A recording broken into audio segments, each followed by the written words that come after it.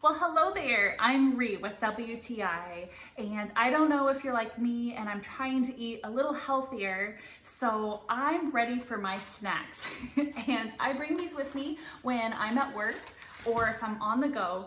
These are the Barney Smooth Almond Butter, and I have it down to what this tastes perfect with, and it's celery.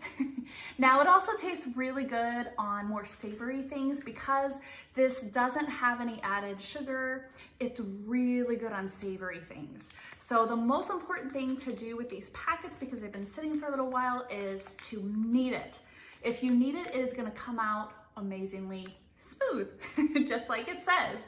So it has a nice little tear, pre-tear right there. And you want it to be about this size because then it fits perfectly on your celery. I'm telling you, it's so good too. It's so good. I'm telling you, you have to try it. If you like really smooth tasting almond butter, Barney's is the way to go. I'm telling you, Barney's smooth, and try it with celery. You won't regret it. That's my point of view.